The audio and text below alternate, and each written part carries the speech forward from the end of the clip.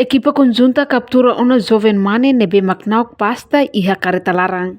Acontecimento nauk pasta ne acontece foi na lais iharia fatuhada. Banhira condutor bahang hele restaurante, no cidadão ka jovem mãe ne ko coloque careta no consegue nauk osang atu sida telefone rua inclui documentos careta niang. O acontecimento ne equipa conjunta buka tuir kira suspeito no consegue captura iharia becora onde submete bahalo identificação. Itare biro nebe viral di media sosial konaba cidadão Timor Wanida nebe makanau sasangka pasta iha tre clara bahira kareta nain ba almusu hela iha restaurante e itane suspeito nemos aproveita para atu biru depois de nau pasta ia pasta larana ni ia telefone rua ou osam $100 nomor documentos careta ninia. Waktu seminggu ini kita ninia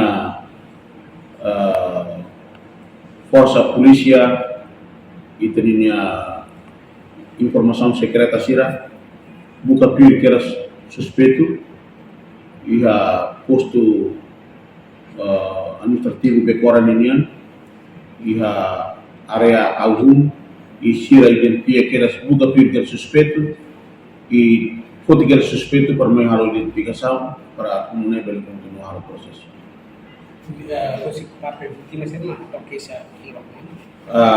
Vítima atau que sebaik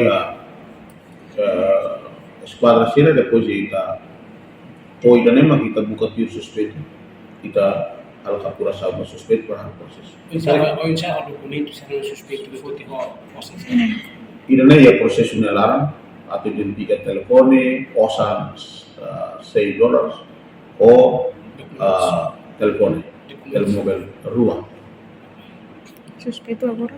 Suspeito agora é Tambah caso ne liutena fora da flagrante delito, então itu prosesso normal. Continua proses Kita continua prosesso para apresentar ao Ministério Público. Então documentos ini dalam entregan vai Vítima. Documentos kita recolher documentos ou sancer ne para ver entrega para informe.